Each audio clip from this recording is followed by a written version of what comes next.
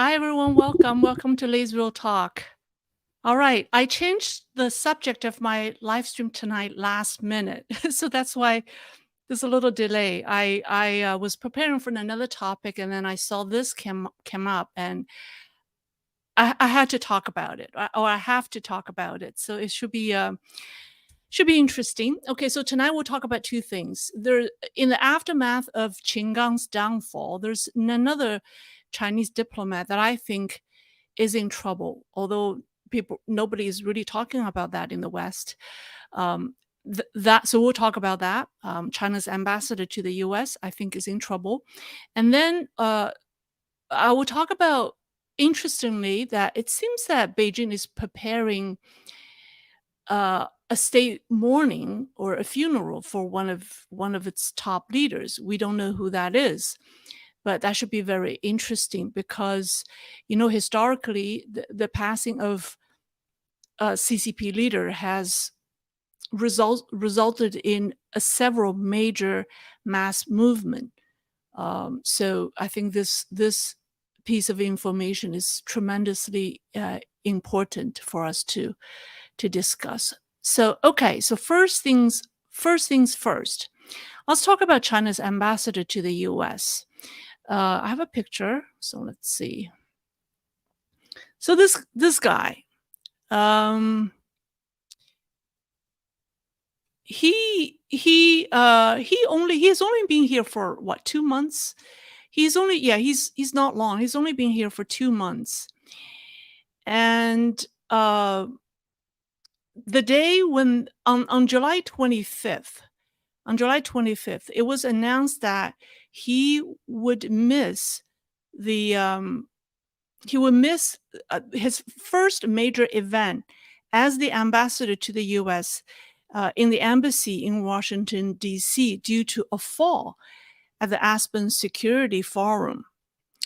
The event was a military event on July 25th to celebrate the 96th anniversary of the founding of the PLA. It would be his first major event as the ambassador, but he missed that. And the reason was because of his injury at the Aspen Security Forum. Now, I think the embassy did not provide any detail. It did not provide any detail as far as how he fell and what kind of injury he suffered. There was no detail, but it was just said that it was an accidental fall while attending the Aspen Security Forum. Now, when I analyzed the situation, I think he did have an accidental fall while attending the Aspen Security Forum, but the fall was not a physical one, but a political fall. And it was accidental. So if those of you who follow China news pretty closely, you might remember he was interviewed by someone by the name of Steve Clemens in a one-on-one interview, and he was asked about the missing minister, his predecessor, right, Qinggang. And so the question was if the missing minister would meet with Henry Kissinger, who was visiting China. And the ambassador, Xie Feng, the new ambassador here, our protagonist here, offered a cryptic answer and said, "Let's wait and see." And then he laughed. And he laughed with the audience. And then the host asked, "Any more?" Meaning, any more information? And he said, "Yes, there will be more." Almost like all the Chinese analysts that I follow or spoke to, notice how happy the ambassador appeared when he was answering the question. I think he then realized that his attitude was not appropriate. So he quickly adjusted and said, there will be other leaders who will meet with Dr. Kissinger. But that shift is very subtle. So I'm going to play you this clip, and so you can watch exactly, what he said, and how happy he appeared, and then how he quickly shifted the tone during that interview. So let me play that clip for you. if I can, let me see. Okay, here we go. Add to stream. Here we go. Okay, here we go.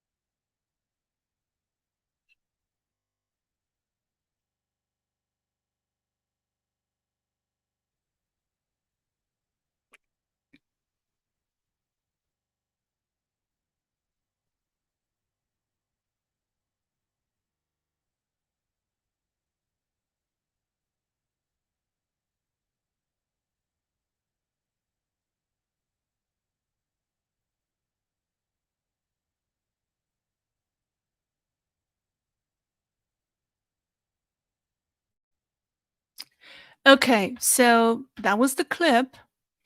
Um, let me come back.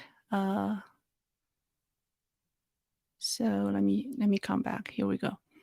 So do you guys see that?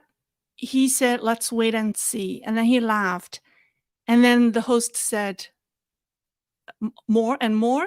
He said, "Yeah, there will be more," and then he said, "Well, there will be other officials who will meet Dr. Kissinger." Um, that laugh uh, is problematic. Okay, the way I look at it is he made a mistake for appearing to laugh at his predecessor, and he appeared too certain and too confident about what's going to happen when the big boss, Xi Jinping, hasn't really announced how he wanted to deal with the minister yet. Remember how the host asked, and more? And he said, yeah, there will be more.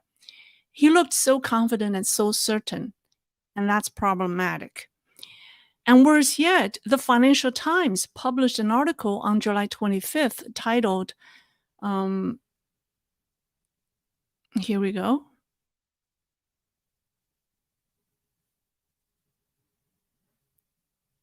Here we go. Yeah. This article titled "Disappearance of Xi favorite Qin Gang adds to confusion on Chinese diplomacy."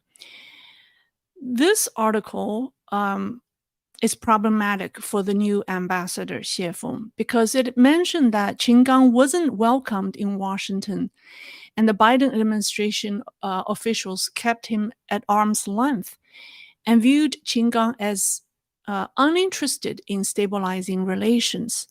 And the Financial Times said, I'm just reading the quote, said, while he, meaning Qin Gang, was granted occasional meetings with White House and State Department officials, he had almost no engagement with cabinet secretaries and struggled to establish contacts on Capitol Hill. And Qin was shut out in Washington partly as retaliation for the lack of access given to U.S. Ambassador to China, Nick Burns, and partly because he was branded as one of Xi's wolf warriors. And then the Financial Times said U.S. officials often bypassed Qin Gang and dealt directly with Xie Feng, the new ambassador, the man that you just who was just the clip that you just saw. So the Americans bypassed Qin Gang and went directly to Xie Feng, who was China's top official in the foreign ministry handling American affairs. And the article went on to say that Qin Gang and Xie Feng disliked each other, and apparently it's known to the outside world. Apparently their dislike of each other is known in Washington. This article and Mr. Xi's interview performance at Aspen caused his political injury. The embassy was correct in saying that he suffered a fall, it's a political fall. Because if you look at it, um, according to the Financial Times article, the reason Washington did not like Qin Gang was purely because Qin Gang was following Xi Jinping's order, right? By being the wolf warrior, by playing hard to get in Washington. So all the criticism of Qin Gang was precisely what Xi Jinping told Qin Gang to do. And when Washington expressed their favor or their likeness towards Xie Feng, it does not put Xie Feng in a good position. So from Xi Jinping's perspective, so how can you laugh at your predecessor who did nothing wrong in Washington other than following my order, and you appeared so confident, so assured of yourself, and are even being liked by the Americans? Um, your conflict with your predecessor, or you made the mistake of letting the Americans recognize like your conflict with Qin Gang, and like everything does not look good from Xi Jinping's perspective. So I think the Financial Times really this article really did a disservice to China's new ambassador. So even though Washington may like him better over Qin Gang, or maybe the Western diplomatic circles may like him better, but this article really did a disservice to him. And that's why he was not allowed to attend his first diplomatic event at the embassy. And the reason is he suffered a fall at Aspen. I just found that fascinating because no one really talks about that here in the West. And, yeah. Anyways, another example, I mean, this just shows you how complicated power struggles within the CCP can be. And everyone is in danger of this kind of political struggle within that system, right? So it's like anything can go wrong. Another example to show you the political struggle that's happening within the foreign ministry, I think Wang Yi will have a tough job. I think China's diplomats from this point on probably will be very careful with what they say. And Wang Yi will have a tough job managing the ministry. So another example to show you is the political struggle surrounding the removal of Qin Gang's information, or the update of Qin Gang's information on the foreign ministry's website.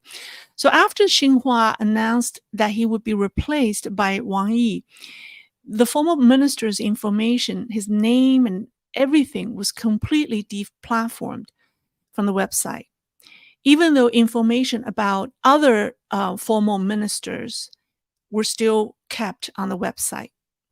So people immediately interpreted as that Qin Gang's political career is over, because when you are completely deplatformed like that, that means that you made a political mistake, that your political career is over.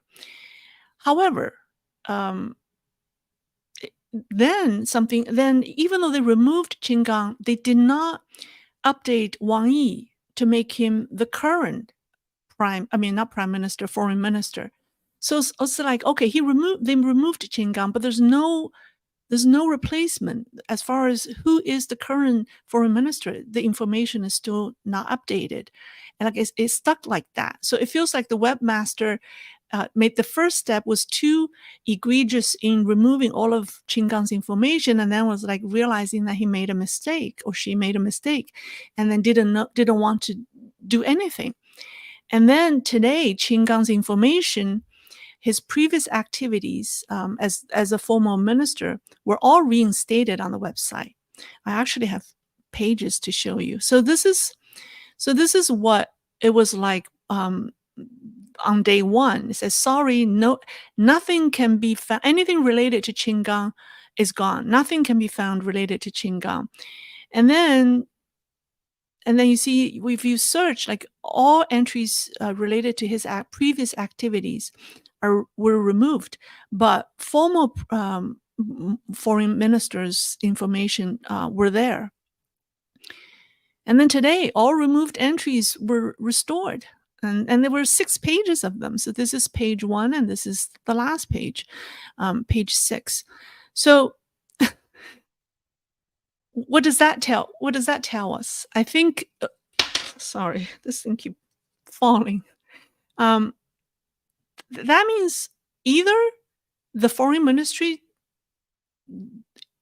is totally dysfunctional and people don't know what they're doing, or the political struggle is still, those who were anxious to remove Qinggang and Xi Jinping are still fighting. They were too happy. Those people who were happy to see Qinggang go were too happy and deleted all of his information. And then the big boss find out, say, hey, what are you guys doing?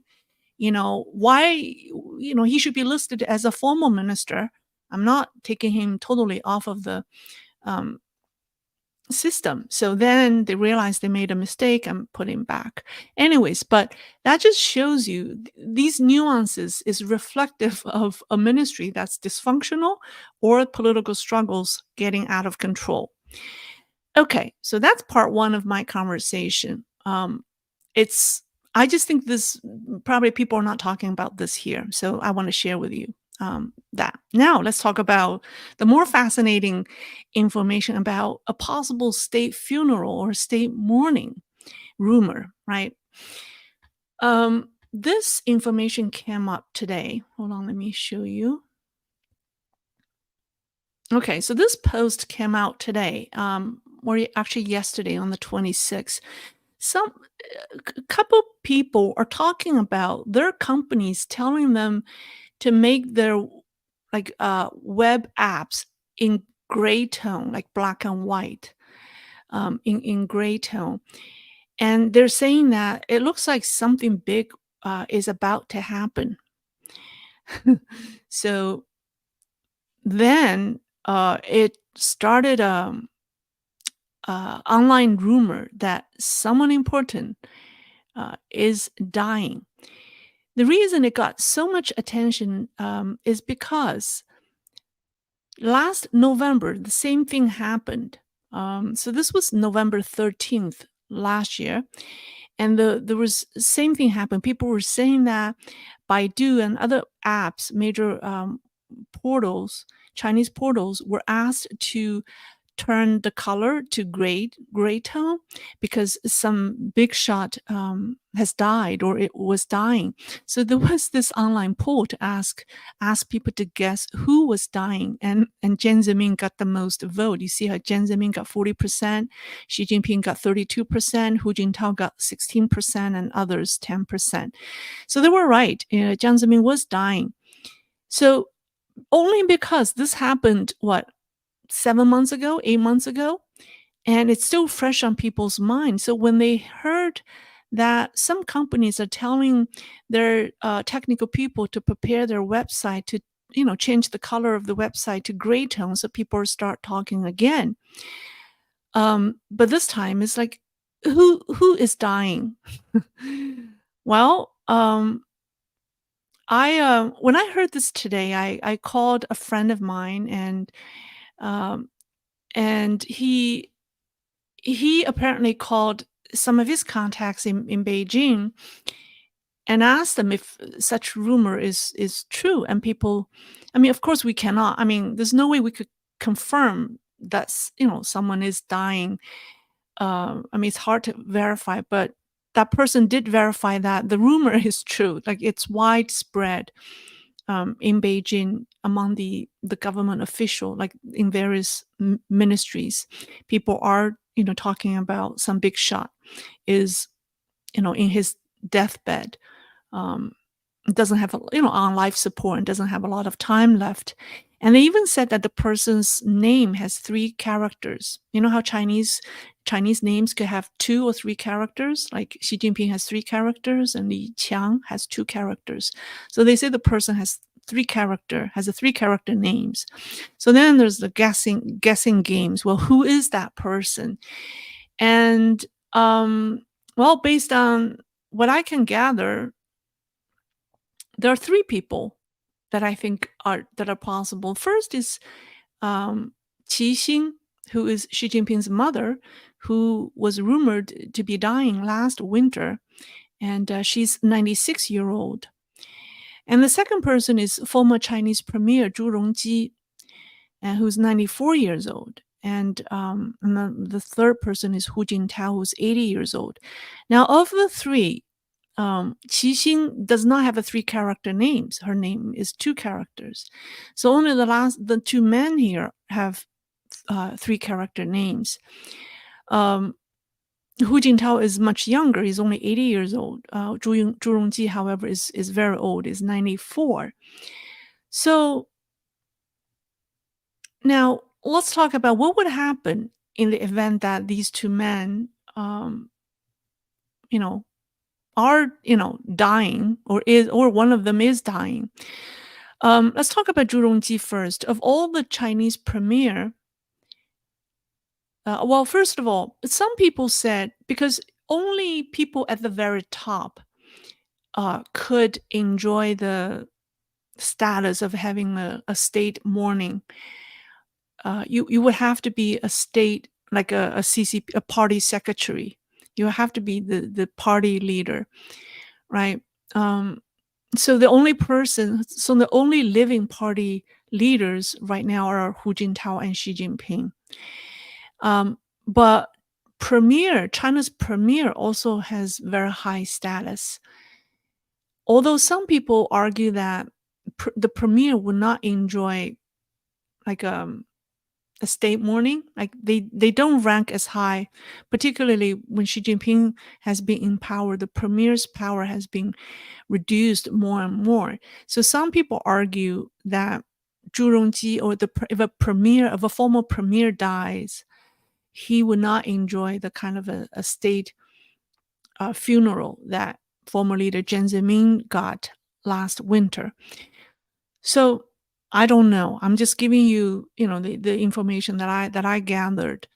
So let's talk about, well, what would happen if Zhu Rongji is the one.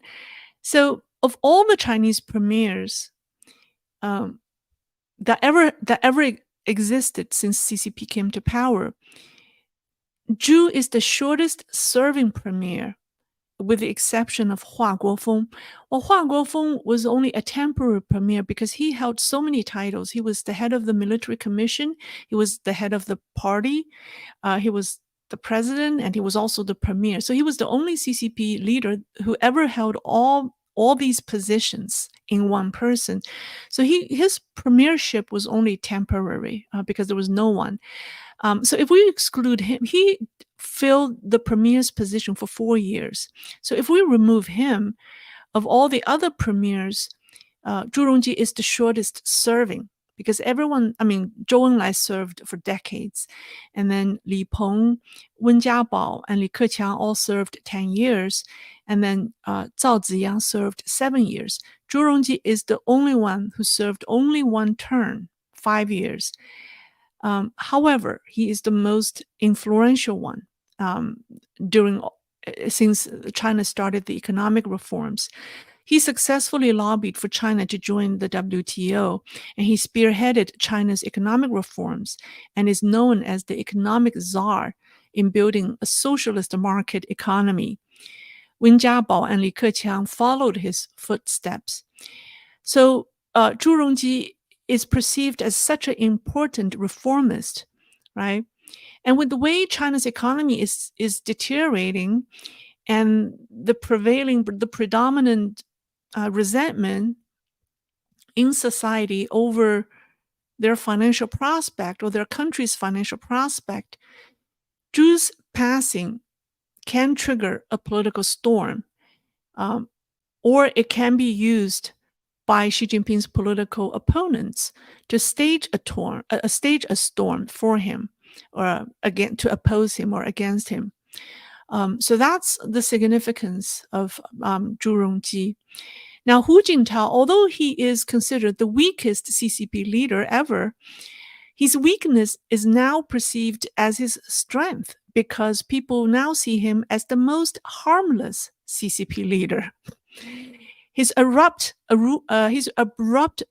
removal last fall by Xi Jinping at the party congress is still on everyone's mind and has gained him much sympathy and support.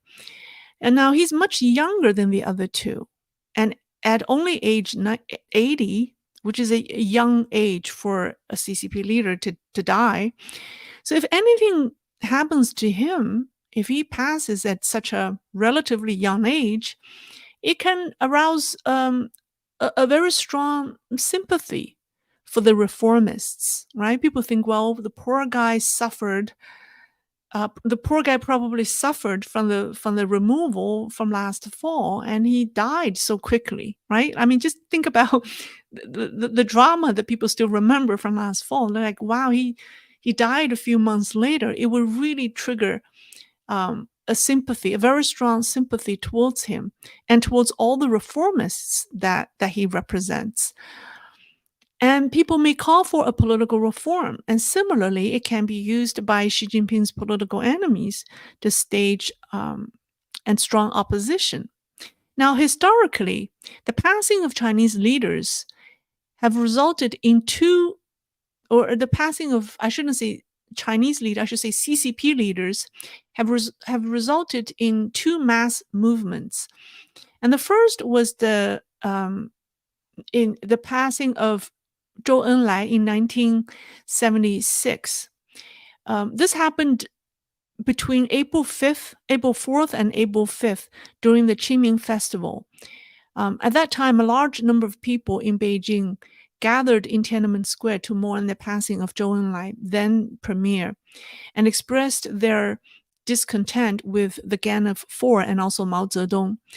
The CCP leadership labeled the movement as a counter-revolutionary event and sent 10,000 militiamen, public security officers, and also military personnel to violently disperse the crowds of the mourners in the square with wooden sticks. They accused Deng Xiaoping was suspected to have organized the protests, and his duties were removed immediately. There are other documents saying that Deng Xiaoping was in fact behind the mass movements because it did help him gain power only a year later. But when Deng Xiaoping came to power, he and his supporters reinstated the movement as a revolutionary movement, not a counter-revolutionary movement. So going by this, I tend to believe that Deng Xiaoping was the person who masterminded this 1976 movement, utilizing the passing of Zhou Enlai to stage a protest. The next one is what you guys are familiar with. This is in 1989. So after the former Chinese leader Hu Yaobang died, the students organized similar protests in Tiananmen Square to mourn the leader and this time they're directly asking for a political reform and anti-corruption. At the time, inflation was a problem in China, and people were upset that CCP officials and their families enjoyed special privileges in economic affairs.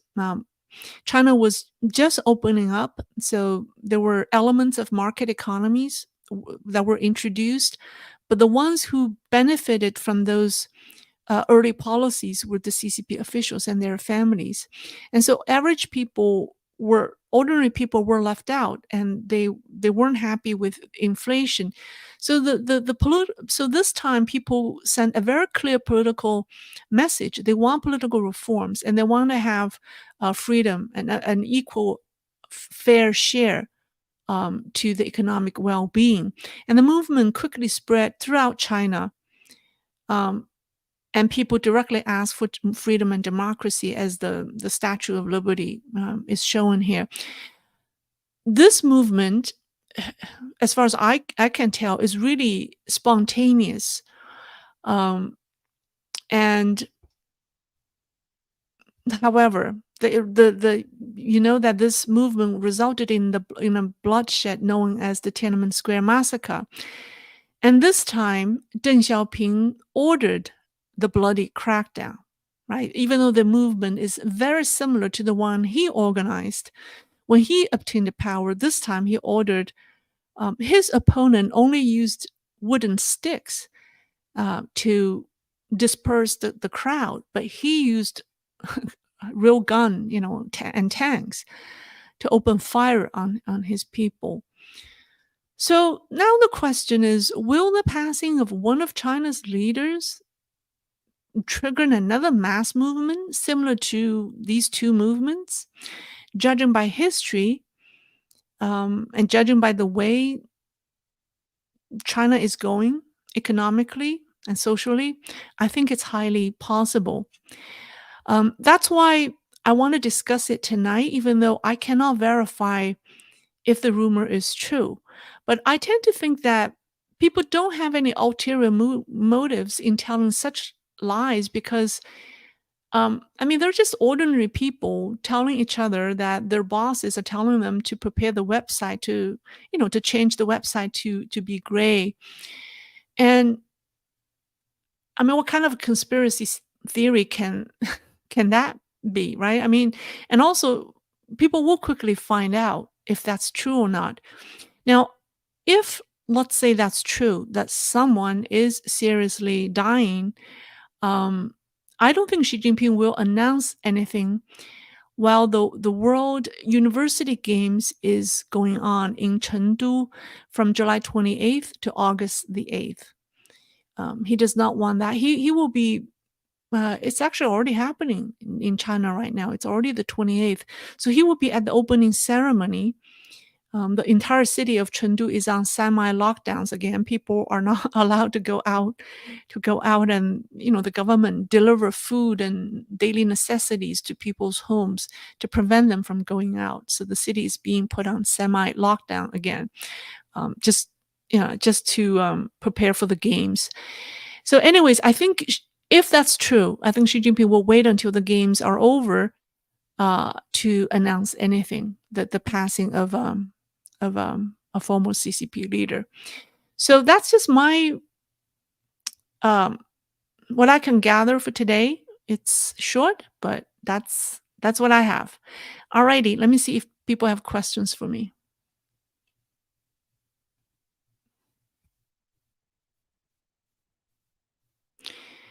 All right. Okay.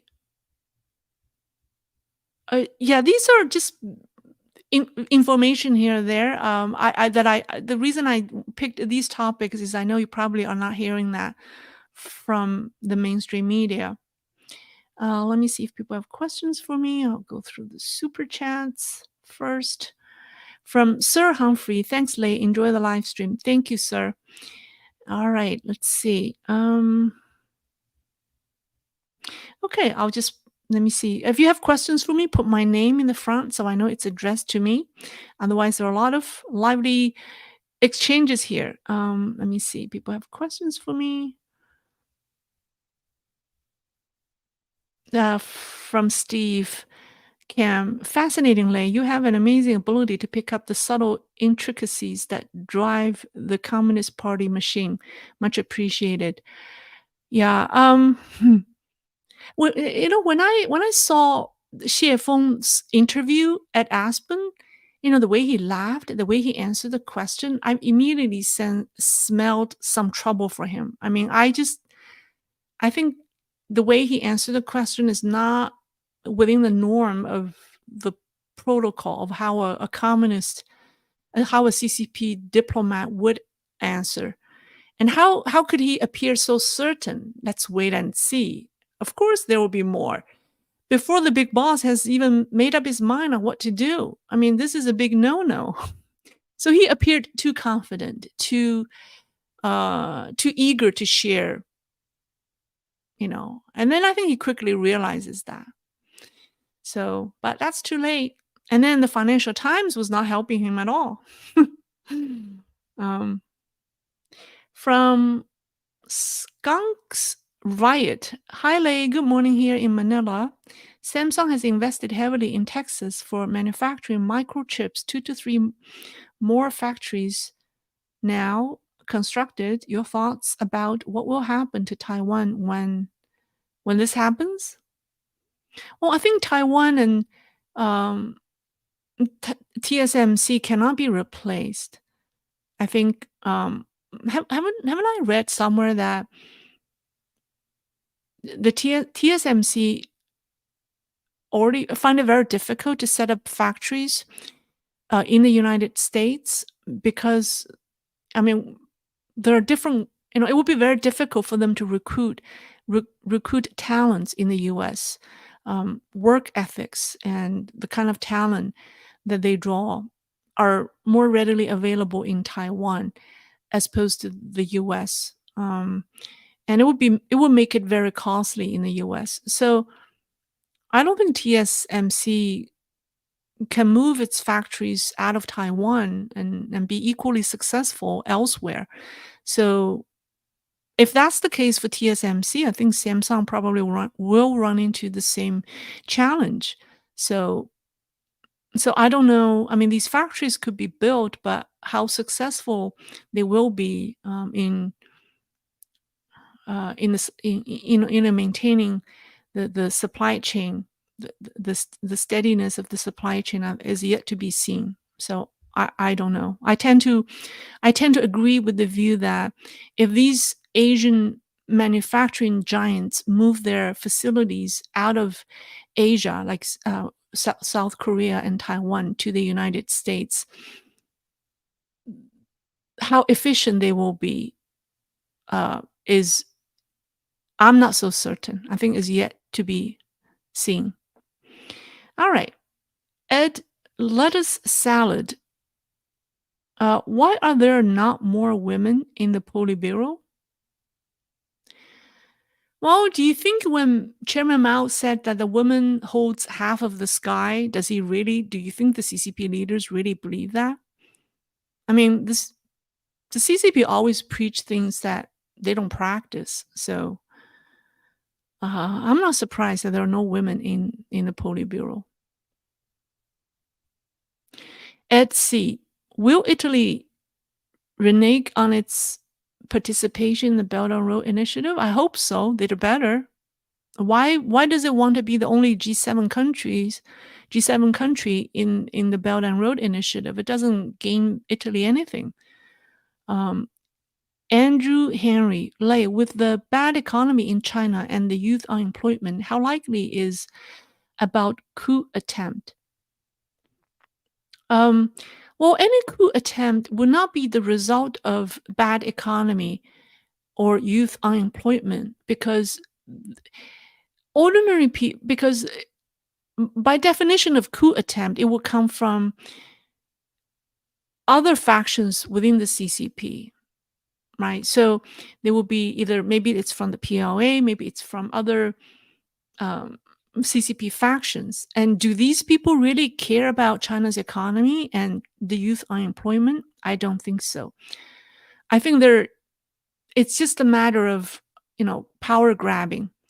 Um, but if there are mass movement, that breaks out in China, then I think that would be the result of high unemployment and then the bad economy. If people speak up, then it will be to express their frustration with the economy. But if there's a coup d'état, then it's just another faction within CCP overthrowing Xi Jinping by taking advantage of people's sentiment.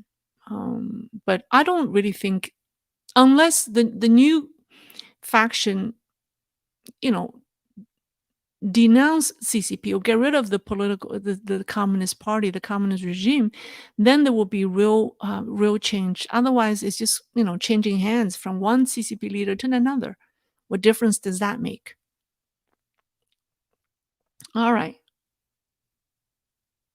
From Sinan, the video did not play for us. Oh, you mean the video that I was trying to play did not play for you guys?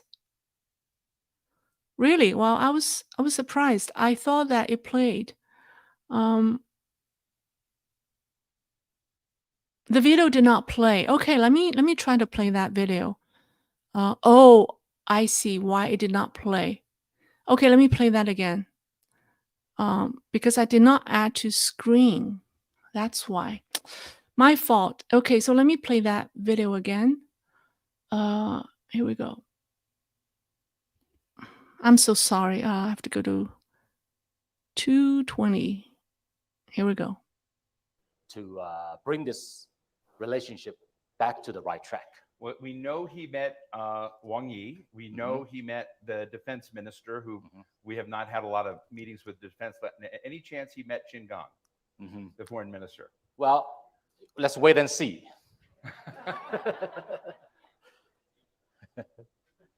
Any more? No. Yes, there will be more.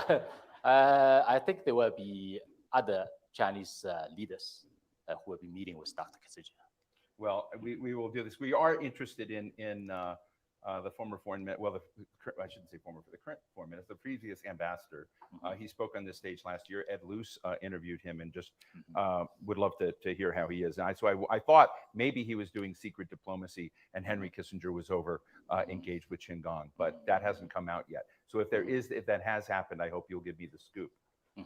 Well, the foreign ministry spokesman have already, briefed the media on this. So I thank you for your care. Okay, great. So let me ask you, Ambassador, you're here. Okay. Now you see that, right? Okay, I'm sorry. Yeah. So you see how he appeared very confident. Okay.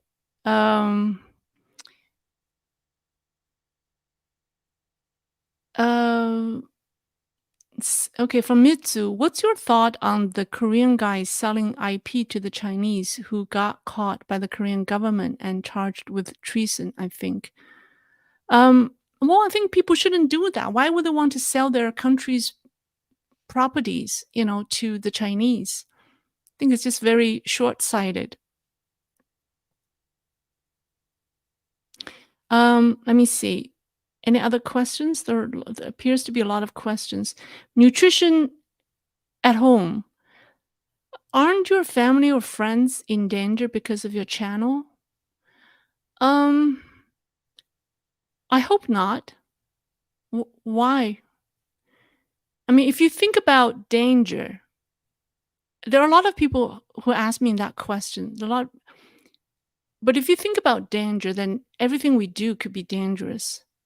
Because the way the world is going, there's so many things could happen to us, but fear is something that we all have to overcome. Because if we all become fearful, then the aggressor has been successful. And all I'm doing is speaking up. And the information I use is all public information. I'm not, coming up with, privately shared information. I mean, everything that I tell you is public information, things that others have already found. I just offer my insight. So I'm not really divulging CCP's secrets, from that perspective. So yeah, so I don't worry too much about myself, and I don't let myself think in that direction, because if we start to think in that direction, then everything start to appear abnormal, everything becomes fearful, and then I think then the aggressor has been successful. And the more lighthearted you take it, I think maybe the better it is. And I have no problem of talking to Xi Jinping if he does appear in front of me. I just see him as another individual. I would tell him that he's not doing a very good job with his responsibility, and I'll tell him, I'll tell him to do the right thing for the Chinese people. I don't have any bad feelings towards him. I'm just talking about the communist system. It just does not work. It has never worked. So I don't. Yeah. So I think as long as you are fair, I try very hard to be fair. As long as you are fair and rational and talk about the issues and not targeting at anyone, I think it's okay. Yeah. But thank you for the question, and thank you for the care, for caring about me and my family. Let me see. Well, there are a lot of questions.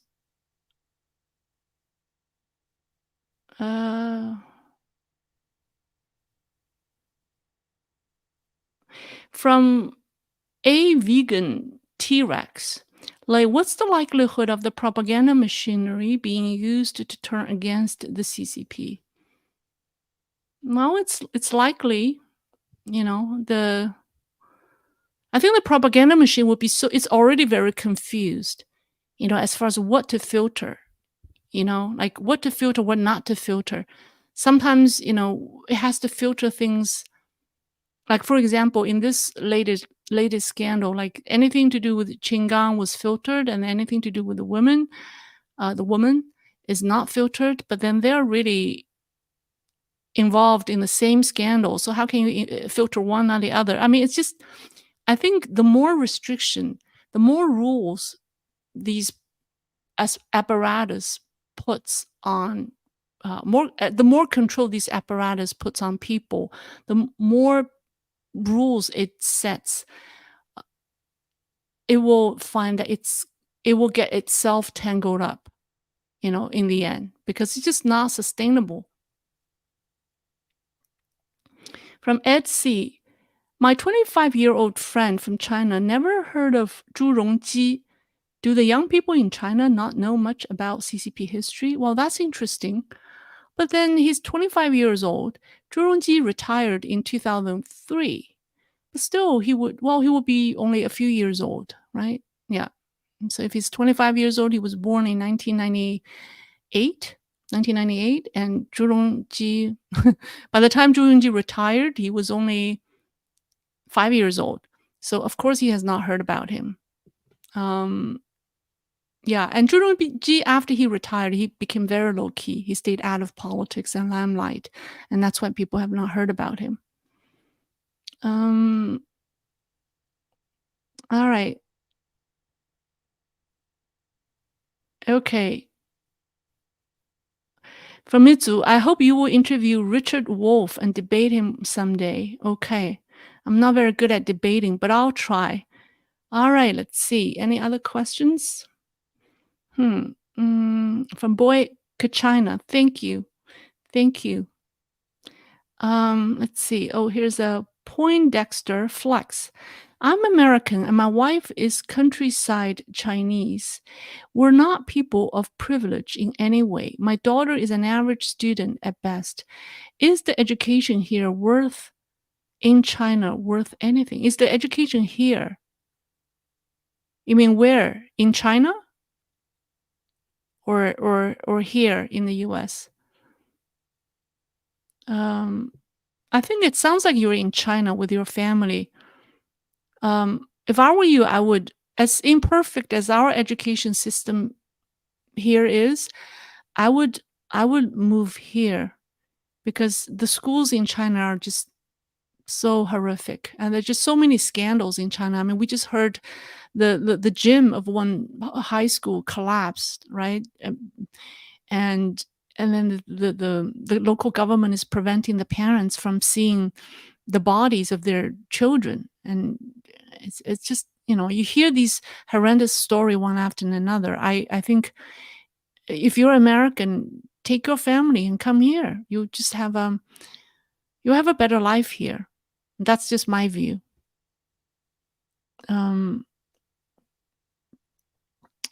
Okay. Let's see.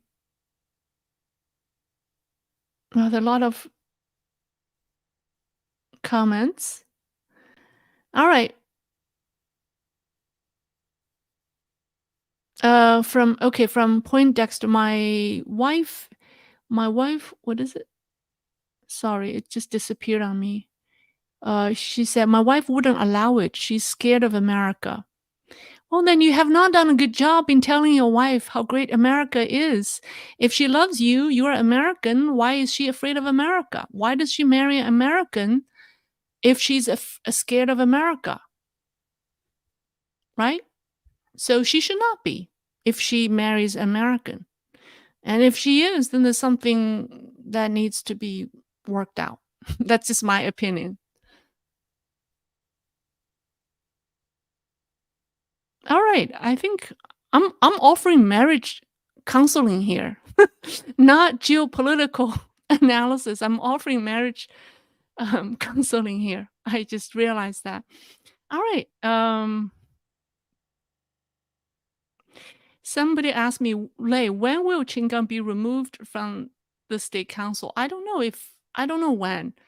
But if you judging by what we have seen the past 2 days, like his information is restored to the foreign ministry's website, that he has kept the state councilor's title, and also based on how much these Western media reported how hard he tried to please Xi Jinping.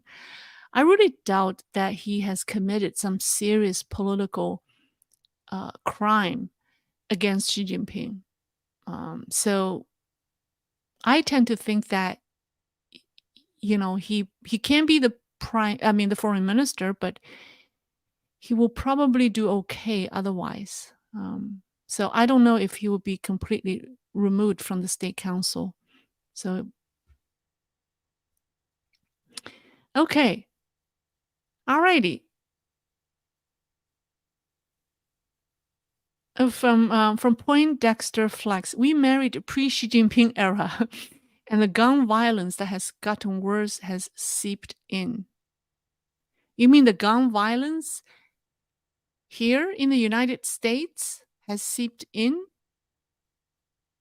to the mind, to your wife's understanding of America? The Chinese, based on the propaganda and then the Hollywood movie, all these action movies make Chinese have this wrong notion about America, that it's dangerous to walk in the streets of, let's say, some city. Although it is dangerous to walk in the street of some cities, but America, for the most part, is safe. But they might have that. They may have that notion. I just think it may be interesting for you to introduce America to your wife, regardless whether she wants to move. Don't try to do it to convince her to come to the United States, but you need to tell her what America is all about. Otherwise, it's her great loss of having married an American without knowing what America really is and does not even want to go to America, right? If she find out one day that, wow, I don't even know what America is after having married an American, that would be a big loss for her. Don't you think so? Okay. All right. All right. Somebody, all right. Wow. From Aja. Thank you. Could you have a party with cake and noise maker when the next CCP diplomat has trouble? How do I have a party online with cake and noise maker? Should I have done it tonight? Because we do have a CCP diplomat in trouble. How do I do it with cake and noise maker? Should I bring a cake to my live stream? But I can't share that with you guys. I can only eat it myself. All right. But that's a great suggestion. All right. From Swing Daniel. Lei, he needs to take her to the place where he would like to live with her to make her see the real option. he needs to take her to the place where he would like to live with her to make her see the real option. I already got lost. Um, I think you're right. I think that's a good suggestion. So, well, thank you for all the great suggestions. This I think I have a feeling that my channel will one day become a a relationship counseling channel of some sort one day. All right. Max Schroeder, the UAE hasn't implemented sanctions against rich Russians. Do wealthy Chinese want to move to the UAE? What do Chinese think about the Gulf states? That's a very good question. I can I don't know enough to really say how they feel about the UAE, but I say for the most part, if Chinese have a choice, they would prefer North America, Europe over the Middle East. I would say if they have a choice, unless they are in trouble in North America, unless some Chinese maybe purposely want to stay away from North America because they are too important within the CCP. And then they want to stay away from the EU. They want to stay away from the United States and Canada, or even Japan. They want to stay away from the U.S. allies and then go to somewhere, in the middle, like UAE. Maybe for certain people, UAE is a better choice.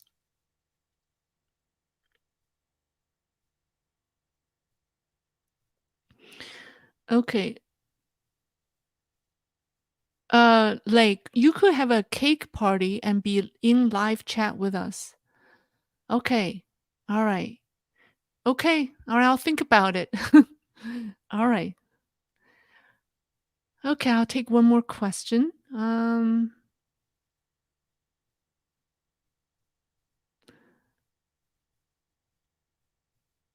Okay. That's all. That's all.